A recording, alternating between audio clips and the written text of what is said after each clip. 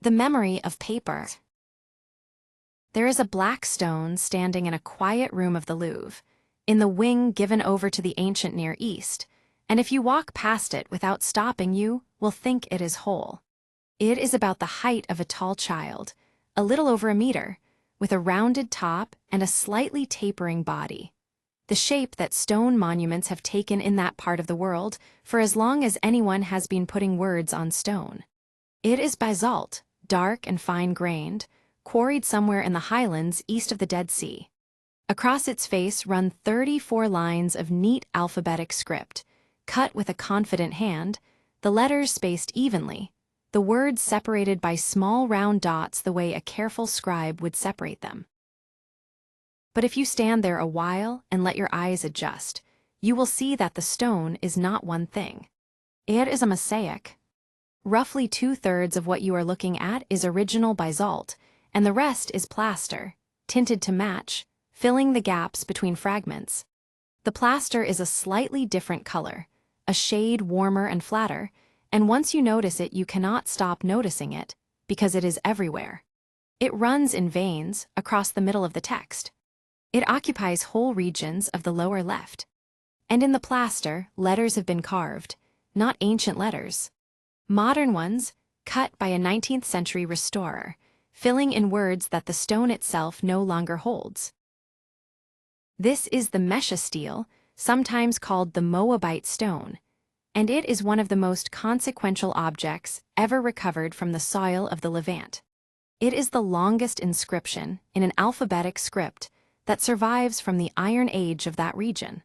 It is the earliest text we possess in the Moabite language, which is to say, it is essentially the entire Moabite literary corpus, a whole national voice preserved in a single monument. It contains the first mention outside the Hebrew Bible of a named king of Israel. It contains what may be the earliest appearance in an alphabetic inscription of the 4 consonants of the divine name of the God of Israel.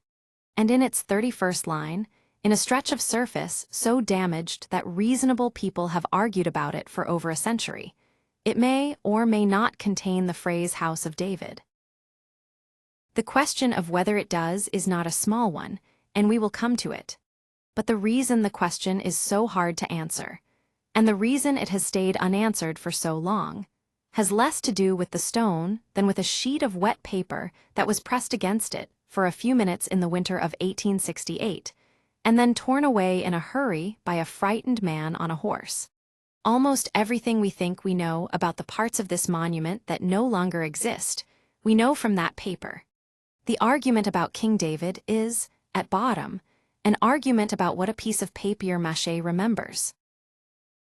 Let us begin with what the stone says, because the content is remarkable in its own right, and because the argument at the end only makes sense once you know what kind of document you are dealing with. The speaker is Mesha, king of Moab, son of Chemosh, and he is writing in the middle of the 9th century before the Common Era, somewhere around 840. Moab was a small kingdom on the plateau east of the Dead Sea, a country of grain and sheep and deep river gorges, and for a generation it had been a vassal of the kingdom of Israel to the north and west. Mesha's inscription is a victory monument. He set it up in Dhiban, his capital, to record that he had thrown off that domination, and to make clear who deserved the credit. The credit belongs to Chemosh, the national god of Moab. This is the first thing a modern reader should absorb, because it governs everything else in the text. Mesha does not present himself as a clever general who outmaneuvered a weak neighbor. He presents himself as the instrument of a god who had been angry with his own land, and who then relented.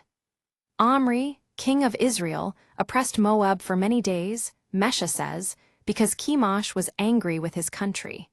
Omri's son succeeded him and said, I too will oppress Moab.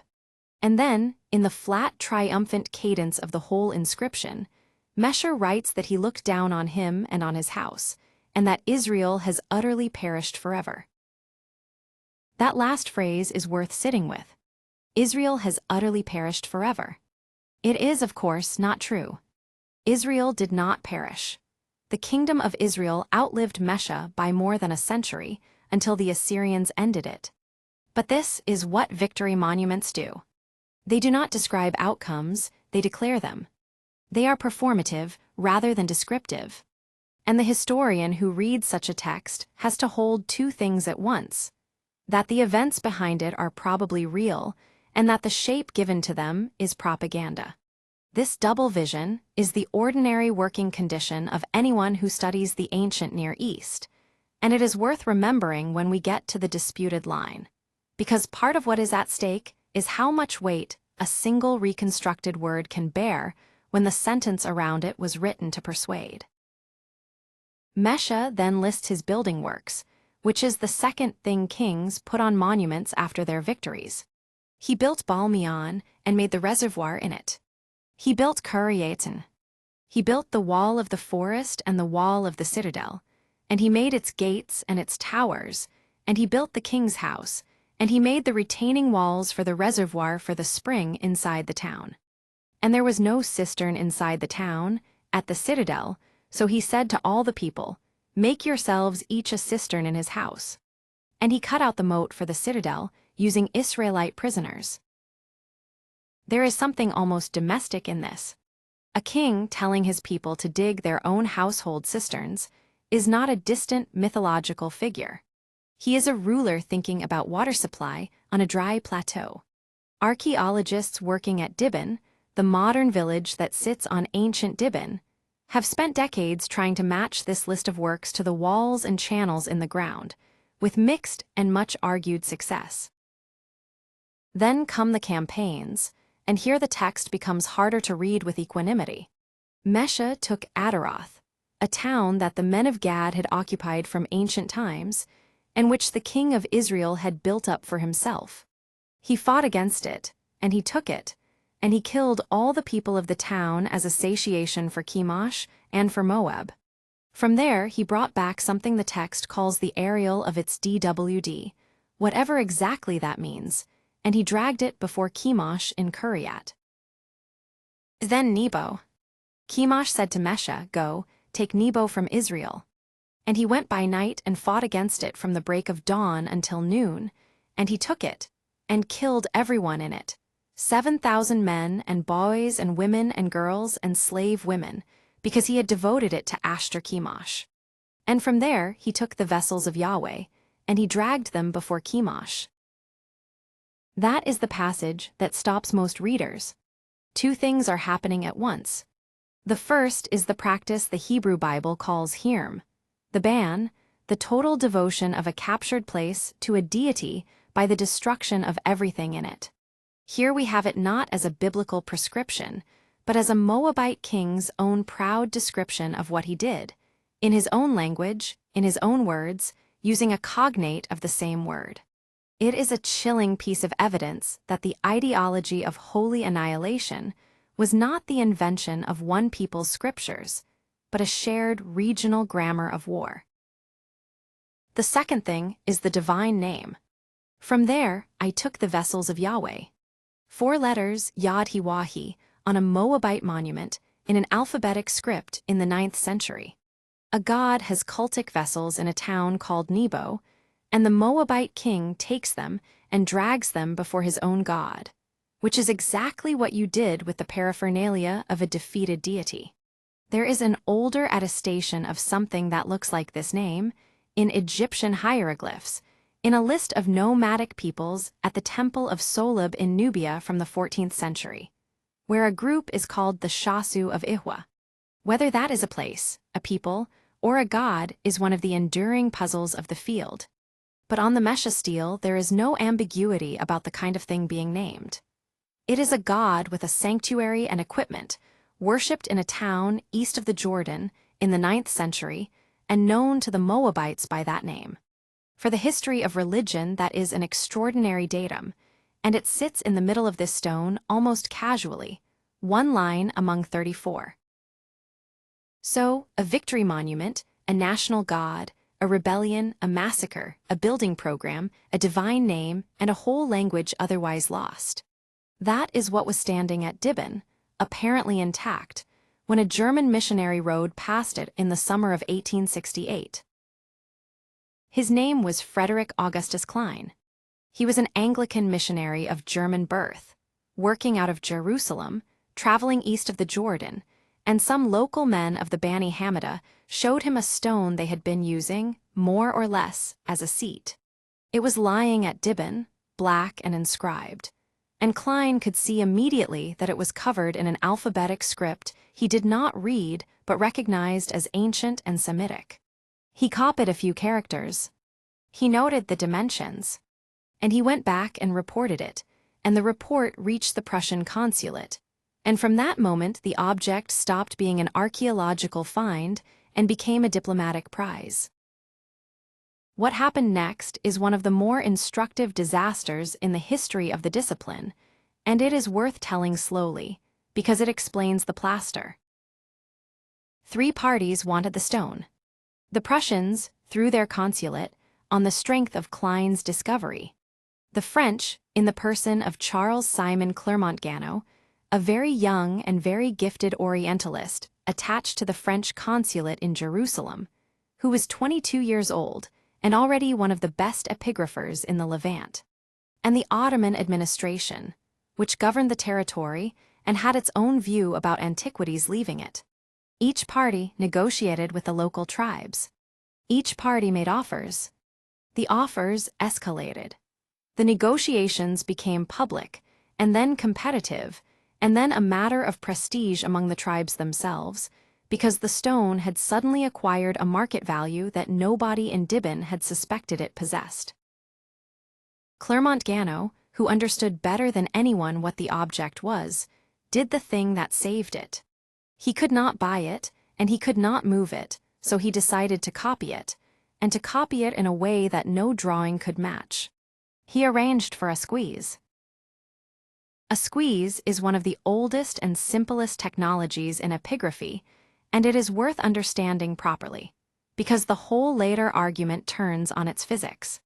You take paper, ideally several layers of a soft absorbent paper, you wet it thoroughly, and you lay it over the inscribed surface. Then you beat it into the surface with a stiff brush, tamping it down repeatedly until the wet fibers are driven into every depression, every cut stroke, every pit and crack. The paper is not just draped on the stone. It is forced into the negative space of the carving. Then you let it dry, and as it dries it stiffens and holds the shape, and you peel it off, and what you have is a paper cast. A mirror image of the surface in which the carved letters stand up as ridges where the stone had grooves. A good squeeze is in some ways better than the stone. It is portable. It can be lit from any angle. It records depth, not just outline, so it captures shallow strokes that a photograph taken in flat light will lose entirely. And crucially, it records the surface at the moment it was taken, which means that everything the stone subsequently loses to weather, to handling, to breakage, the paper still holds. But a squeeze is also an imperfect witness, and the imperfections matter. The paper wrinkles. It tears. It stretches unevenly as it is beaten in, so distances on the paper are not exactly distances on the stone. Fibers bridge over narrow grooves rather than descending into them, so a fine stroke can be softened or lost. And the dried paper develops its own topography, its own creases and pulls, which under raking light throws shadows that look, to a hopeful eye, exactly like the shadows a letter would throw. The squeeze remembers, but it also invents. Distinguishing the memory from the invention is the entire problem. The squeeze of the Mesha Stele was made in the winter of 1868, most likely in December, not by Clermont-Ganneau himself, but by an agent he sent, a man named Jakub Karaweka. He went to Dhiban with the paper and the brush and did the work while the stone was still standing and still whole.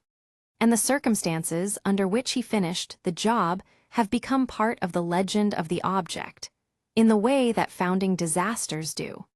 The atmosphere at the site had turned dangerous. Accounts differ in their details, as accounts of chaotic events always do, but the essential shape is that a quarrel broke out, that Karaweka's party came under threat, and that the paper was pulled from the stone while it was still wet and not yet dry enough to hold its shape properly, and torn in the process, and carried away in pieces on horseback. This is the document. Everything that follows depends on it. A sheet of wet paper, beaten into a basalt surface by a man working quickly under pressure, ripped off before it had set, torn into fragments, and reassembled later. Within a year, the stone itself was gone. In the autumn of 1869, with the bidding still unresolved and the Ottoman authorities pressing their claim, the Bani Hammida destroyed it. The most widely repeated account holds that they built a fire around it, heated the basalt through, and then doused it with cold water, so that it cracked apart along thermal fractures, and that the fragments were then distributed among families and taken away, some of them placed in grain stores as a blessing. Other accounts describe hammers.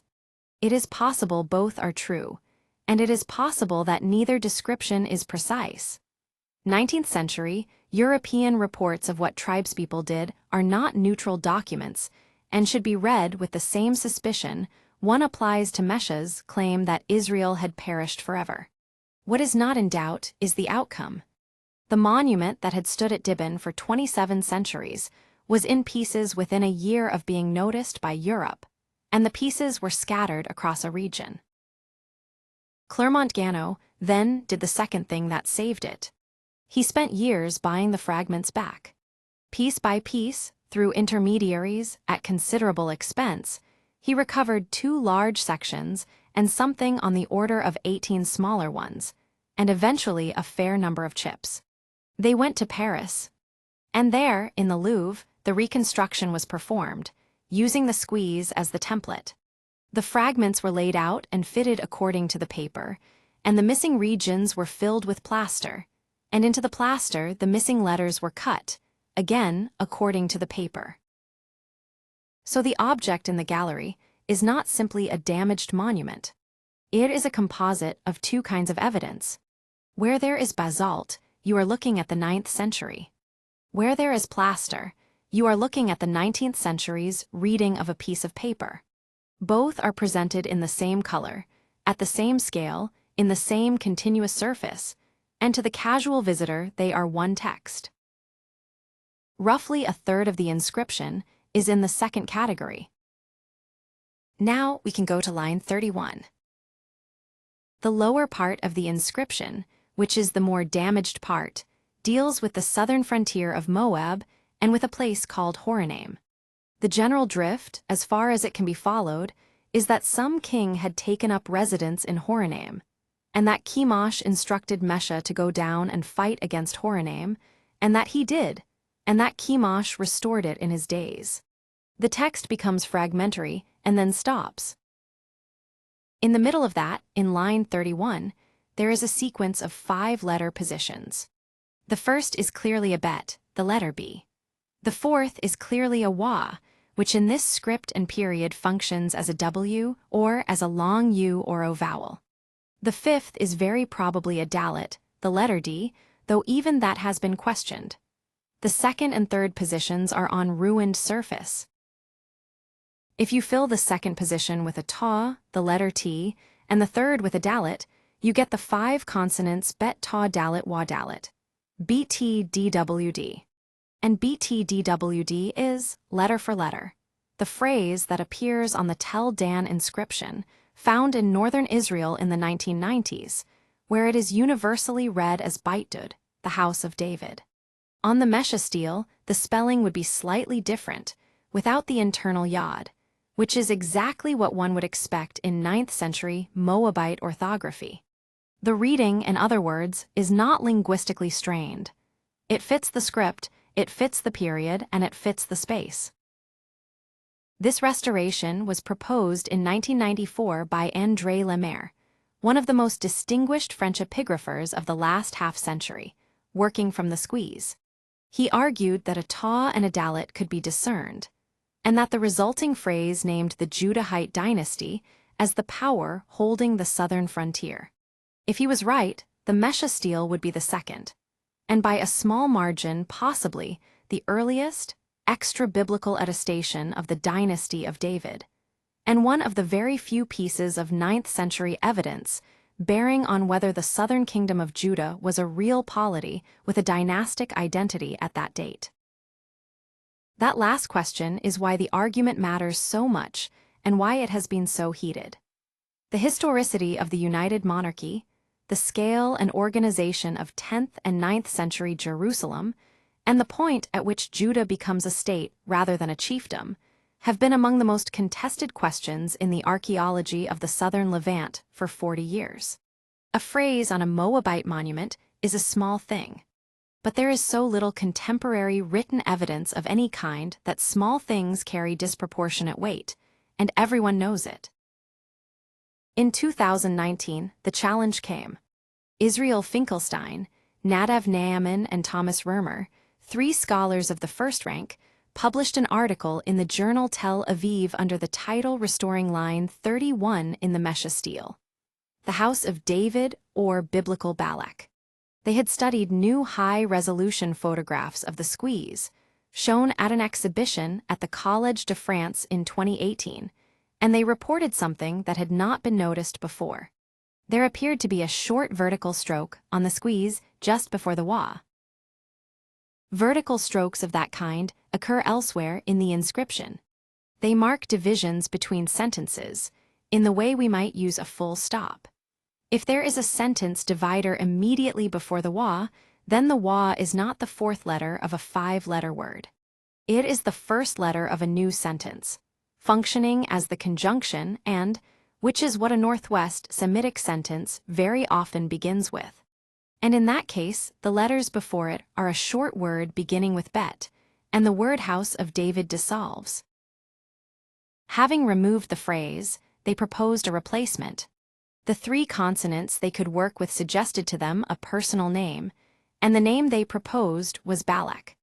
Balak is a king of Moab in the biblical book of Numbers, the one who hires the prophet Balaam to curse Israel and gets blessings instead, and whose story is set precisely in that frontier zone near the Arnon Gorge. Their suggestion was that Balak might not be a purely literary figure, but a memory of an actual Moabite ruler, perhaps a predecessor or rival of Mesha, whose name survived into biblical narrative long after the political situation that produced him had been forgotten. They also offered arguments of historical plausibility against the Davidic reading, and these are worth stating because they are the strongest part of the case. The Tel Dan inscription uses the spelling Baitdud. With the Yod, the Mesha reading requires a different form. Mesha elsewhere names his enemies as individuals, Omri and Omri's son, not as dynasties. And there is, in their view, little archaeological reason to think that a 9th century Jerusalem had the reach to be holding towns on the southern Moabite plateau at all.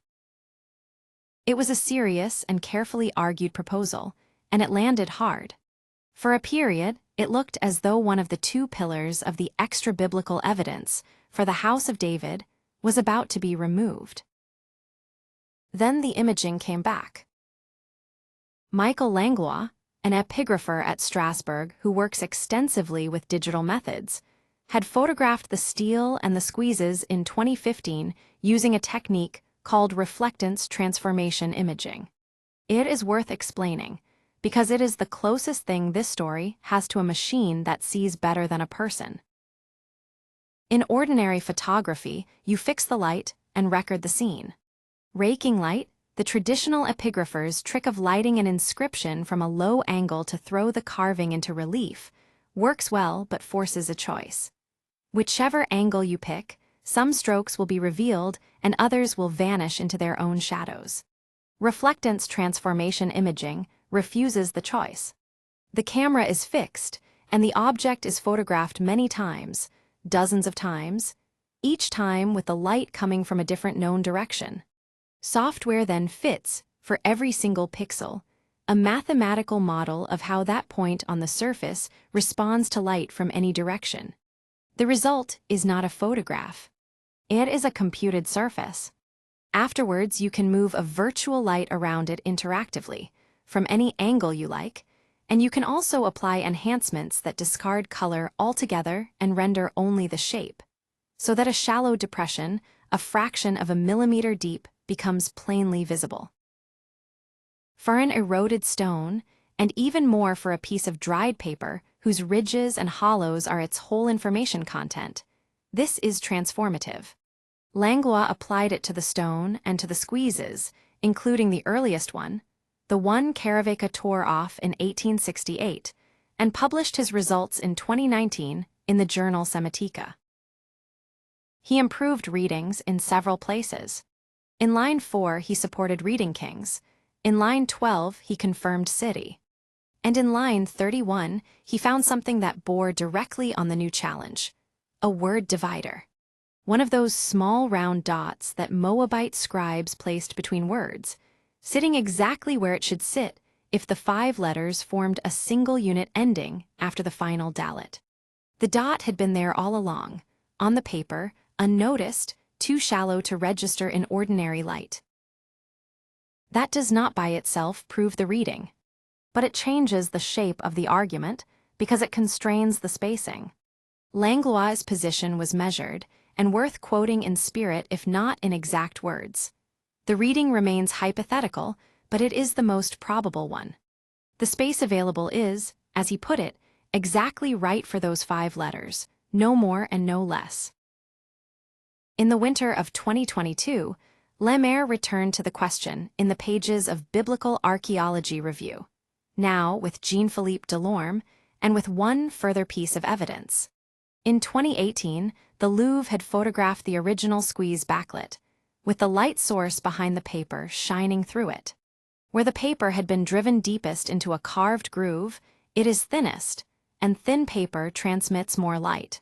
A backlit squeeze therefore renders the depth of the original carving as brightness, directly, without any dependence on shadow at all. It is an elegant idea and an old one, and applied to this particular sheet of paper, it produced images of the disputed letters that Lemaire and Delorme considered decisive. They argued that the first dalet was now clearly present, the final dalet confirmed, and only the ta remained somewhat unclear, and they wrote that the reading was confirmed once and for all. Which brings us to the most interesting response of the whole affair, and the one that a listener half asleep might find the most quietly satisfying, because it is not about David at all. It is about what it means to see something. Matthew Ritschel and Andrew Burlingame replied that confirmed once and for all is a very strong claim, and that a claim to have confirmed a reading is a claim to have removed all reasonable doubt, which is a higher bar than showing that a reading is possible or even likely. Then they went letter by letter. For the ta, the X-shaped letter in the second position, they said that what the enhanced images show are striations and small depressions in a damaged surface, and that striations and small depressions are what damaged surfaces have. To call them the strokes of a ta is to identify a pattern within noise, and the fact that the noise can be arranged into the letter you expect is not evidence that the letter is there. They also declined to accept the argument that the stone's poor preservation at that point excuses the absence of clear traces, pointing out that this cuts both ways. The absence of traces is equally consistent with there never having been a letter. For the dalet in the third position, they made the argument that I find the most illuminating in the entire debate, because it is an argument about the medium rather than the message. On the squeeze, there are shadows and surface distortions at that point. But a squeeze produces 2 quite different kinds of trace. There are the ridges, where paper was driven into carving, which are direct impressions of the stone. And there are the wrinkles and pulls and folds, which are artifacts of the paper itself, of how it was beaten and how it dried and how it was torn away. Both throw shadows under raking light. Both look, in an enhanced image, like topography. And Ritschel and Burlingame pointed out that there is a wrinkle in the paper running across precisely that region, and that the shadows being read as a dalet coincide with it. Consider what that means. We are looking at an image, made in 2018, of light passing through a sheet of papier-mâché, made in 1868, that was pressed against a stone, carved in 840 before the Common Era, that no longer has the surface in question. The chain has 4 links, and every one of them is lossy. And at the far end of it, we are asking whether a particular smudge is a memory of a chisel stroke or a memory of a crease. I do not think there is a clean answer, and I do not think one is coming. The stone will not tell us. That part of the stone is gone. The squeeze has been photographed with every technique anyone has thought of, and the best of those techniques have made the case stronger without making it certain. What remains is a judgment about probability, made by people with deep knowledge of the script and the language and the period, and such judgments do not converge the way measurements do.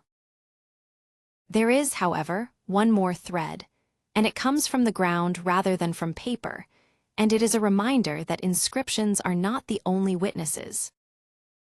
Return to Adaroth, the town Mesha says he captured from the men of Gad, where he killed the population and took some object called the aerial of its DWD and dragged it before Chemosh. Since the year 2000, a team led by Changho Jai of La Sierra University has been excavating a site called Khirbet Adaraz, on the Moabite plateau not far from Madaba, which is very probably that town. They found an Iron Age temple complex, a substantial one, with a sanctuary and standing installations and a large assemblage of cult objects. And they found evidence that it was destroyed and then reoccupied and rebuilt in a different style. In 2010, in a small room within the sanctuary, they found a cylindrical stone altar with 7 lines of writing on it, in 2 separate inscriptions running at right angles to one another. The script is early Moabite, dated on letter forms to the late 9th or early 8th century. One of the inscriptions is an accounting text, recording a quantity of bronze, 10 shekels, written using Egyptian hieratic numerals, which is itself a lovely detail. A Moabite scribe on a provincial hilltop using an Egyptian numbering system inherited through centuries of scribble transmission, because that was simply how one wrote numbers. The other inscription is harder, and the readings are contested, but the words that have been proposed for it include something like the desolated city and scattered foreigners, and possibly a plural noun that might be the earliest written occurrence of the word Hebrews. Whatever the details, the situation is clear enough. There was an Israelite sanctuary at Adaroth. It was destroyed. Moabites then held the site, built their own sanctuary there, and dedicated bronze in it that appears to have been plunder. Mesha said he took Adaroth and dragged its cultic object before his god. The dirt says a sanctuary at Adaroth was destroyed and replaced by a Moabite one that recorded captured bronze. The stone and the soil agree. Not about David, but about Adaroth, and that agreement is worth something. It tells us that Mesha's inscription, for all its propaganda, is not fabricating its campaigns. He really did take these towns. The framework is trustworthy, even where the rhetoric is not, which in turn means that whatever is written in line 31 is likely to be a real political statement about a real frontier, whoever it names. And so we are left with the thing I keep circling back to, which is the paper. We tend to imagine that the past reaches us through objects, and that the objects are the solid part, the part you could put your hand on. The stone in the Louvre is exactly the kind of object that image is built for. Heavy, black, permanent, the sort of thing that outlasts everyone who argues about it. But the argument about the House of David is not an argument about the stone. The stone is silent on the matter. It lost that surface in a fire and a bucket of cold water in 1869, and it has nothing further to say. The argument is about a sheet of paper. It was made by a man whose name most accounts of this story spell 3 different ways, sent by a 22-year-old consular official, beaten onto a rock with a brush, torn off wet, carried away on a horse, dried into wrinkles, reassembled, catalogued, and then read and reread for 150 years by scholars trying to distinguish the marks it took from the stone from the marks it made on itself. Everything the plaster in the Louvre says, the paper said first. Every reconstruction of the lower third of that inscription is, in the end, a reading of that paper. There is something almost comic about it, and something that I find steadying rather than distressing. We are accustomed to thinking of certainty as the goal and of doubt as a failure to reach it. But the honest position on line 31, held by careful people who have looked harder at it than anyone else alive, is that the reading is probable and not proven, that the space is right and the divider is there, and the letters are plausible and the surface is gone. That is not a failure. That is what knowledge of a distant past actually looks like when you get close enough to see its grain. And the paper, for all its wrinkles, did its job. Because of a hurried few minutes in December of 1868, we can still read that Chemosh was angry with his land, and that a king built cisterns for his people, and that 7,000 people died at Nebo, and that the vessels of a god named by 4 letters were dragged across a plateau and set down in front of another god 28 centuries ago. That entire world would otherwise have gone into a fire in 1869, and out of it in fragments. The stone was the monument, but it was the paper that remembered.